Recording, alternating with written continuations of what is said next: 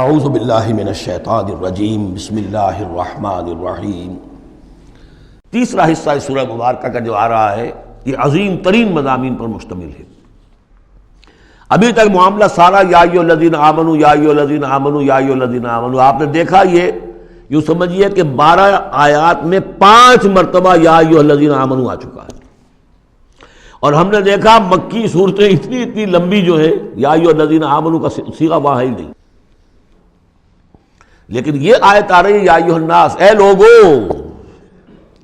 اے لوگو انا خلقناکم من ذکر و انثیٰ، اے لوگو ہم نے تمہیں پیدا کیا ہے، تم سب کو، چاہے مومن ہو چاہے غیر مومن ہو، چاہے مسلمان ہو چاہے کافر ہو،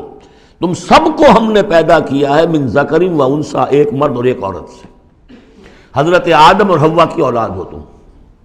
وجعلناکم شعوبا وقبائل لتعارفوا، اور ہم نے تمہیں بنا دیا ہے، قوموں میں تقسیم کر دیا اور قبیلوں میں، تاکہ ایک دوسرے کو پہچانو۔ یہ رنگ کا فرق، نسل کا فرق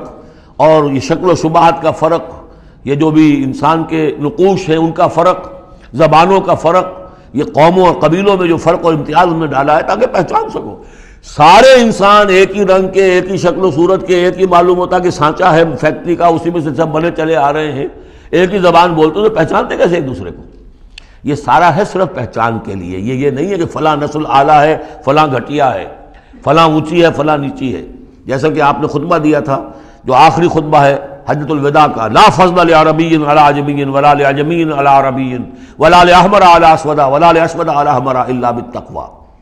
کسی عربی کو، کسی عرب کو عجمی پر کوئی فضیلت نہیں، کسی عجمی کو کسی عرب پر کوئی فضیلت نہیں، کسی سرخ رو کو کسی سیاہ فام پر کوئی فضیلت نہیں، کسی سیاہ فام کو کسی سرخ رو پر کوئی فضیلت نہیں۔ ہاں فضیلت ہے تو تقوی کی بنیاد پر ہے۔ ایچ جی ویلز نے اپنی history of a concise history of the world میں یہ پیسج کوٹ کر کے لکھا